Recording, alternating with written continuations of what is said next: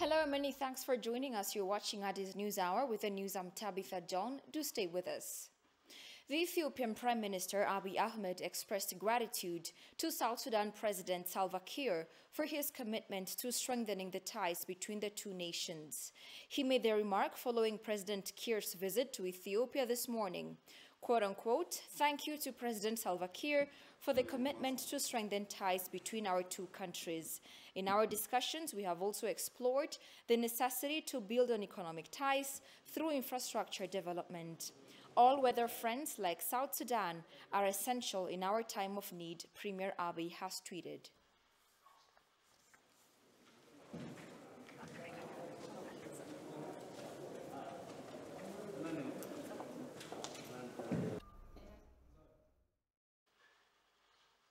Meanwhile, President Salva Kiir Mayardit condemns the attack of the Northern Command by the TPLF while appreciating government's effort to protect constitutional order. Salva Kiir, who paid a one-day official visit to Ethiopia, also congratulated the people and government of Ethiopia upon the successful second-round filling of the GERD. Office of the Prime Minister gave a press briefing Thursday on Salva Kiir's visit and other outstanding issues over the past week. Solomon Danye attended the briefing and filed the following report. Upon arrival at Bole International Airport, President of South Sudan Salva Kiir Mayardit was accorded a warm welcome from Prime Minister Abiy Ahmed.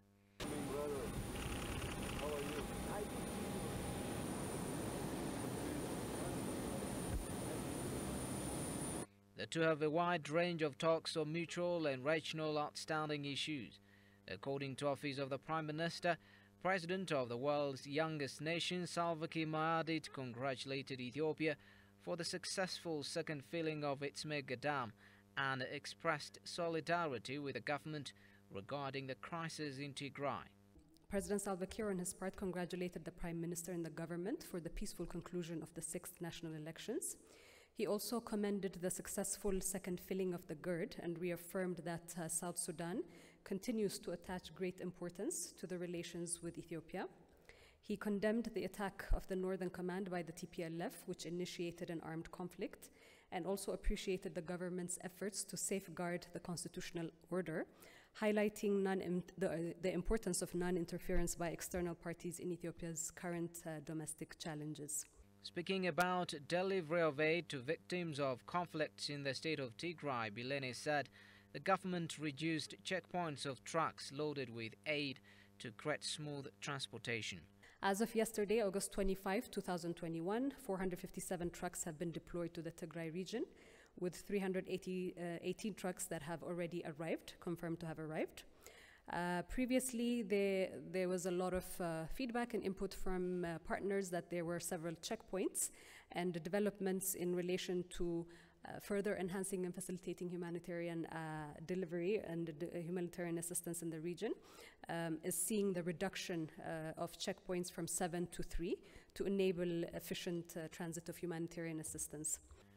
Though the government intensified its effort to support people affected by the conflict, Bilene stressed that the TPLF continued stealing and diverting aid, which is supposed to be delivered to civilians. Food aid and medicine diversion by the TPLF fighters or groups that is intended for civilians, and we have seen over the past few days images that have surfaced showing international humanitarian aid agency food items in the hands of terrorists, which indicates that humanitarian assistance is clearly being siphoned away from civilians that need it, and this is being done by the TPLF.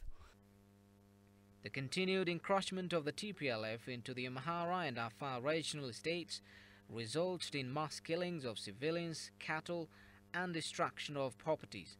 The number of people displaced due to the TPLF's incursions into these two regional states surpasses 500,000, the office noted. Investing the scarce resources on reducing stunting has a huge benefit of return for investment that can save 55.5 billion birr, or 16% of the GDP annual loss, President Sahle-Work Zewde said. The president made the remark today at the high-level launching ceremony of the Food and Nutrition Strategy and Sekota Declaration expansion phase. The president stated that investing on ensuring food nutrition and reducing stunting will significantly contribute towards realizing the country's 10-year perspective development plan. According to the president, enhanced investment on efforts to reduce stunting would help the nation save 55.5 billion birr annually, stating that the expansion phase will be implemented in a total of 240 districts, including the 40 districts of the innovation phase. Sahlawek added that leadership commitment and working in collaboration at all levels is critical to realize the 10-year plan.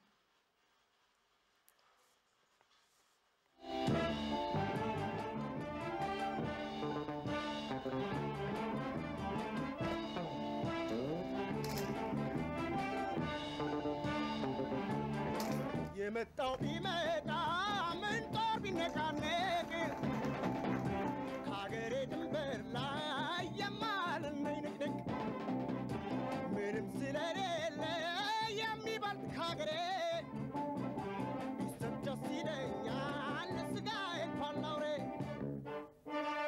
ዘማች ነኝ ቁራጭ እኔም ለሀገሬ አሊሻም ማየት ተደፍራ ድንበሬ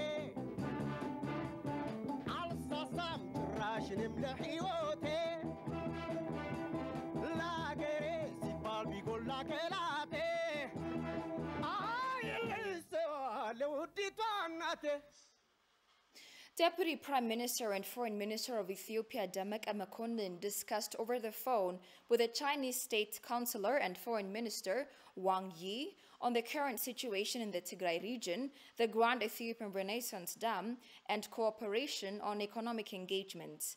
The Deputy Prime Minister commended the fruitful Ethiopia-China strategic partnership that enhances cooperation in multidimensional ways.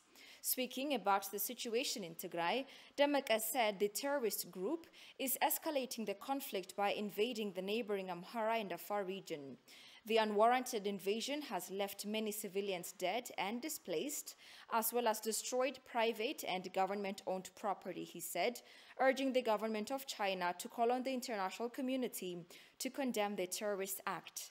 In this regard, Wang Yi underscored that the TPLF should refrain from invading neighboring regions, abiding by the humanitarian ceasefire that was declared by the government of Ethiopia. He said China believes that the government of Ethiopia can handle its internal affairs, adding that China rejects undue interference in the internal affairs of Ethiopia under the guise of humanitarian concern. In their discussion about the GERD, the Deputy Prime Minister said Tunisia's attempt to submit a bipartisan resolution to the Security Council is unacceptable and expressed his confidence that China would continue to support the AU-led process over the matter. In this regard, Mr. Wang Yi reiterated his country's unflinching commitment to supporting the African Union framework to handle the GERD file, according to the Ministry of Foreign Affairs.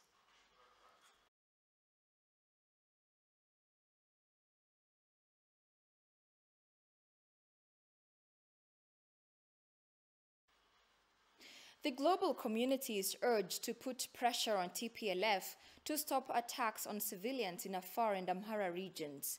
This came during the discussion between the Ministry of Foreign Affairs and the various stakeholders on the evaluative discussion on the humanitarian aid progress after the unilateral truce by the Ethiopian government.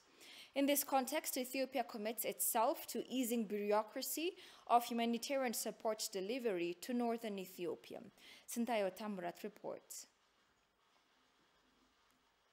Ethiopian Peace Minister Mufariat Kamil has briefed participants of the evaluative discussion on the progress of the humanitarian assistance in Tigray after the unilateral truce by the Ethiopian government and after the TPLF attacks in the Amhara and Afar regions. Deputy Prime Minister and Foreign Minister Demeke Mekonnen explained TPLF has opened fresh attack in the Afar region, though it was drifted from the Amhara and Afar regions previously. He also indicated that the terrorist group is actively working to destabilize the entire Horn of Africa region, not only Ethiopia. Look, today, including this morning, drivers are not ready to enter to Tigray along the Afar corridor because there is active and new attack along that area around Brale and Abala. It's clear. Sometimes international community representatives and others, they are always condemning government. But it's a challenge on the ground. They are still waging a new attack, escalation, and provocations on the ground. State Minister of Foreign Affairs Redwan Hussein, for his part, called the international community to put pressure on the TPLF, as they have been doing on the federal government, so that the terrorist group can stop atrocities and fresh attacks. The minimum that the international community must do is to force the other terrorist element to stop fighting, so that the people on whose behalf that they are fighting should get respite and at least gain these services. So, you know, when the government was pushing TPLF to Mekelle, we've been hearing an incessant and ill-defining concerns everywhere in the world, in every corner of the world. Now, the tide seems to be reversed currently, and then we are not listening to those concerns anymore.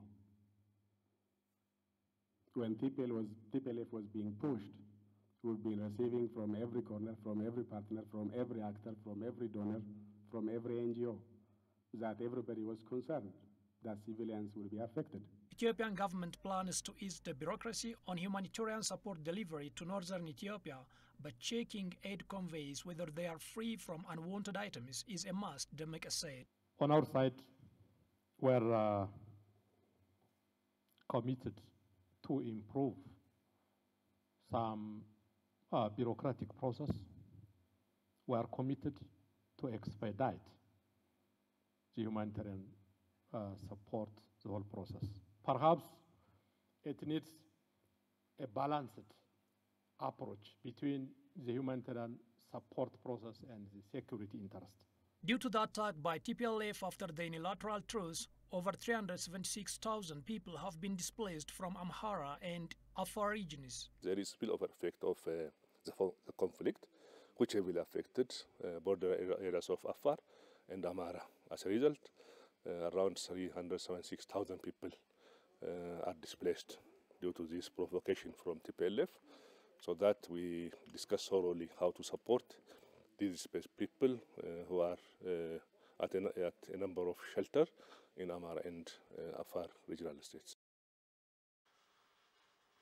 The spokesperson of Foreign Affairs of Ethiopia, Ambassador Dina Mufti, has given the ministry's bi-weekly press briefing to the media today. In his presentation, the ambassador focused on political, economic, and citizen-centered diplomacy. The spokesperson said that Deputy Prime Minister and Minister of Foreign Affairs of Ethiopia, Demeke Mekonnen, had a meeting this week with leaders of humanitarian agencies and stakeholders operating in Ethiopia. Listen to him. The representatives of the donor communities and international organizations raised issues related to flow of humanitarian relief. During the response, it was indicated that the government is dedicated to deliver relief to the people of Tigray. The government has been undertaking various attempts to overcome hurdles, bureaucratic hurdles. For example, there was an act at reducing the number of checkpoints. They were also assured that the government will closely cooperate with them so as to overcome these bureaucratic hurdles and other technical problems, because the government is committed to the relief supplies. However, it was emphasized that the relief supplies should be aligned with the national security of the nation. The Deputy Prime Minister also gave a briefing on how the government of Ethiopia has been seriously taking humanitarian support to the Tigray region and facilitating all the necessary support to humanitarian actors despite the unwarranted invasions of the Amhara and Afar regions by the TPLF terrorists. Dina stated. According to the spokesperson, destructive actions of the irresponsible TPLF have affected the normal lives of more than 3.5 million people in the Afar and Amhara regions, displacing about 500,000 others. The Deputy Prime Minister also expressed the current situation in the country. He explained the fact that the outlawed forces has continued attacking neighboring Amhara and Afar regions. They have conducted killings, lootings, and burning of homes and properties. That so many civilians have been displaced from Afar and Amhara region. Throughout the history of Ethiopian politics, OLF and TPLF have never had common agendas in bringing radical and positive changes to the nation. Talking to ETV English, Deputy Chairperson of Oromo Liberation Front, Kajela Merdasa, however, says the irony is that the former and separated OLF members are now allied with TPLF. Haptamu Ashagri reports. Throughout the political history of Ethiopia, the Oromo Liberation Front and TPLF have had no common agenda to work together over the past many years. In an exclusive interview with the TV, Deputy Chairperson of Oromo Liberation Front, Kajela Merdasa, said OLF and TPLF are in fact antagonistic political parties. The relationship between the OLF and the TPLF, it was antagonistic from the beginning. The TPLF from its inception, since its inception, it was working against the OLF, to eliminate the OLF, politically and then militarily. They were propagating against the OLF that the OLF political program, the OLF political agenda is unacceptable. The OLF is a narrow nationalist. The OLF cannot lead Oromo movement and Oromo people's struggle, and they said they are more genuine to serve the Oromo people's struggle than the OLF. Then they created the OPDO. Despite good political participation in 1999, the TPLF pushed the OLF out of political game and declared war against the Oromo people. The TPLF pushed out the OLF from the government at that particular moment, and they declared war on the OLF and the Oromo people officially. The Prime Minister, then Prime Minister of Ethiopia, at that time he was a president, I think, he declared war, officially declared war on the OLF and the Oromo people in '92. There was a huge setback on the OLF at that time, military setback. Organizationally, there was a crisis. The relationship between the OLF and the TPLF was hostility. It was a relationship of war, conflict. According to Kajela, some foreign countries have been negotiating OLF and TPLF to solve disputes, but TPLF violated all encouraging reconciliation efforts. Now, some politicians who are separated from OLF are stimulating some individuals to negotiate with TPLF to dismantle the country. OLF is here, struggling peacefully and legally. We are here, registered as the Electoral Board of Ethiopia. The OLF leadership is in Addis. We are here. I'm the member of the leadership. So why these people who split it from the OLF allied themselves with the people? Why? To bring what? To do what? What is the objective? It is meaningless. It is undesirable. Actually, it is unnatural, because the TPLF's main enemy is the OLF and the Oromo Liberation Army. They fought several years, for over 30 years, to destroy the Oromo Liberation Army. Why the Oromo Liberation Army allies themselves with the TPLF is really, it is a paradox. The shrewd organizational behavior of TPLF Shane will not be effective in bringing radical political change in Ethiopia, the deputy chairperson remarked. TPLF's latest invasion into Amhara and Afar with the intent of speeding the disintegration of Ethiopia is a manifestation of the failure of the Greater Tigray scheme. This very scheme, which is inherited from European colonizers, is essentially anti-federalist in that it seeks to abolish religions and ethnic groups over and above striving to separate Tigray from the rest of Ethiopia. Take a look.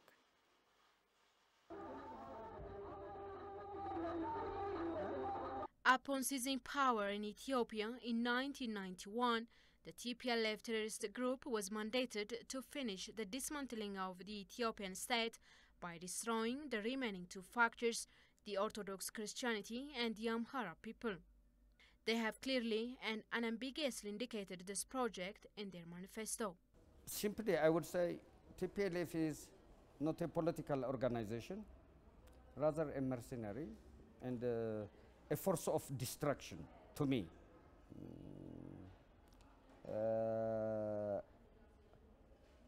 And then, from A to Z, you can see, why do they dislike the Ethiopian Orthodox, after all? Is it from the deep from their hearts that they dislike the Ethiopian Orthodox Church? The partitioning of the country along ethnic and language lines was inherited from the Italian fascists who partitioned Ethiopia into 6 regions called region or Kilel in Amharic. They facilitated the secession of Eritrea from Ethiopia, a founding member of the UN. The TPLF traitors preached, advocated, taught, deceived and promised the few Tigray elites about the creation or birth of Greater Tigray that would have the following components. Besides the already annexed North Gondar, North Wollo and Afar lands, the future components of the Greater Tigray would comprise the highlands of Eritrea, including the ports, Benshangul Gumuz region, including Gerd, parts of North Wollo as far as Waldia and Lalibela, and parts of North Gondar, including Dabat and Wagara. The lowlands of Eritrea were planned to be annexed to Sudan as per the hidden agreement between Egypt, Sudan and Greater Tigray.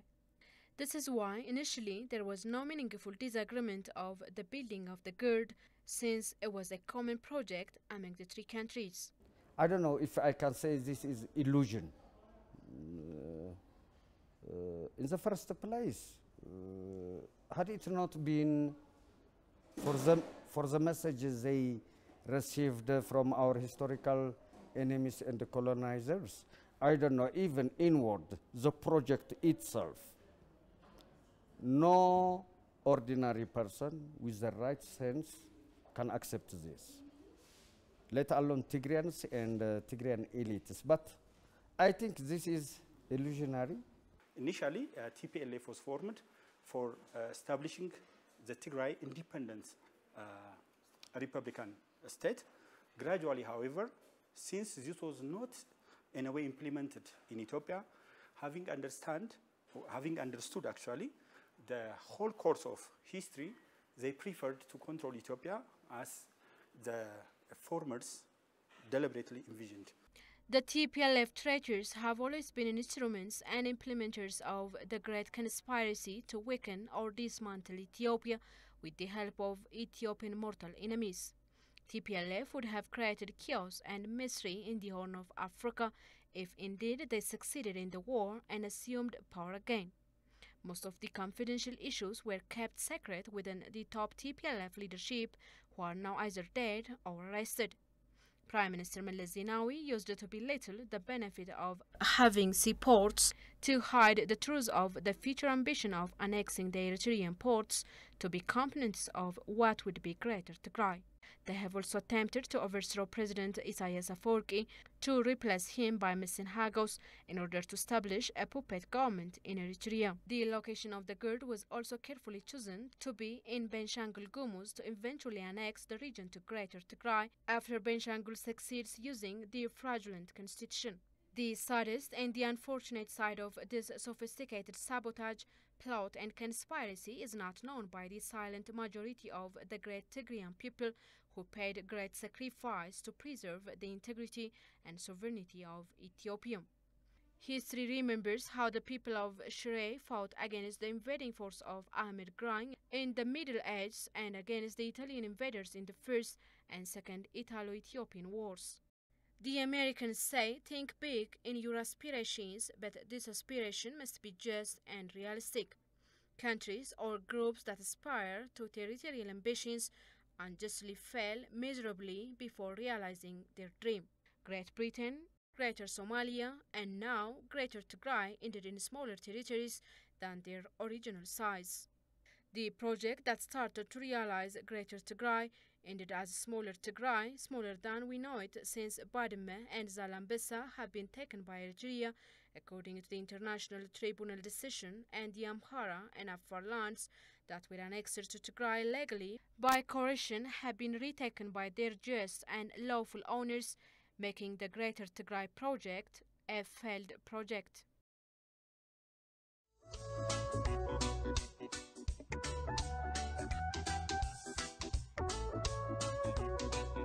Don't come to Ethiopia and try to lecture it on where it wants to put its infrastructure. You know, they treat the Nile. This is the Egyptian government. I am not going to conflate the Egyptian people with the Egyptian government, but don't come and try to lecture Ethiopia on how it makes its infrastructure. Moreover, you have aquifers and other water resources which you haven't even fully taken advantage of. And you keep saying, well, the Nile is our life. Yeah, but have you considered these other resources, and have you considered how it's going to benefit the entire region? This is going to be remarkable when it finally the filling is all done and completed.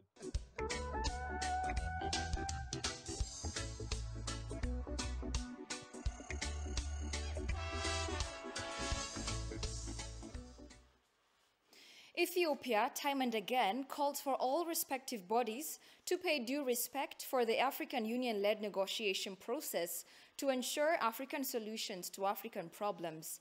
But Tunisia is still pushing for the involvement of the United Nations interventions to push for GERD binding agreement. So far, the outgoing non-permanent member of the African group at the United Nations Security Council has submitted a proposal to the UNSC member states requesting a binding agreement on Ethiopia's mega dam. Ethiopia has made it clear that the ongoing AU-led discussion should be the only avenue for negotiations between the three countries.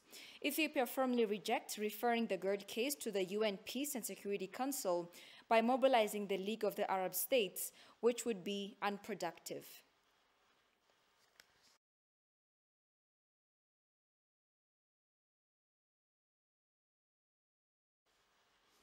The Ethiopian Media Authority has urged media organizations operating in Ethiopia to adhere to their professional and ethical obligations of maintaining balance and fairness in their reporting. The authority said that sticking to the facts, avoiding generalizations, and sensationalism is important, noting that media coverage during conflict situations is a very responsibility. The authority stressed the need to fair and balanced reporting now more than ever. It further urges both public and private media organizations to adhere to their professional and ethical obligations of maintaining balance and fairness in their reporting at this crucial time.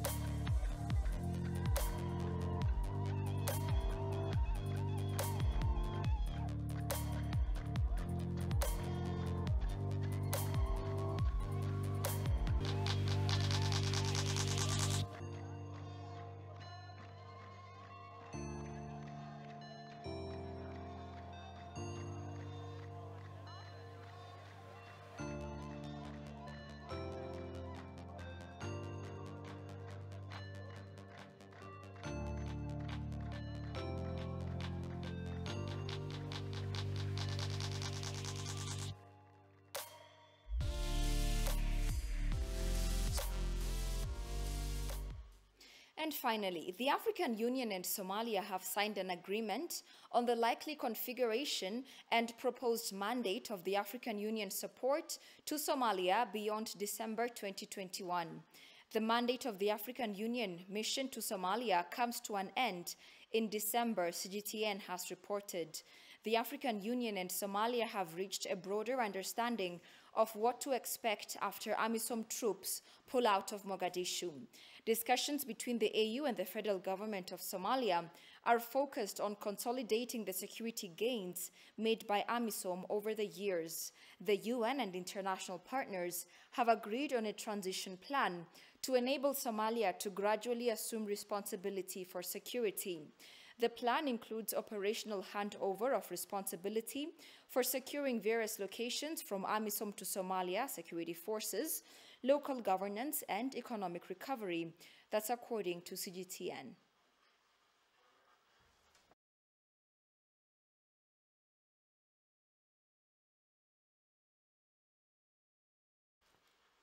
You're watching Addis News Hour. A quick reminder of the day's headlines.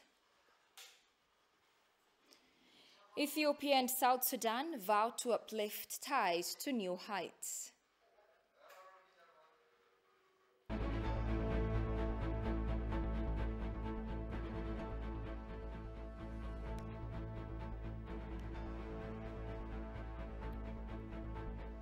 And failed TPLF project of Greater Tigray, said anti-Ethiopian and against federalism.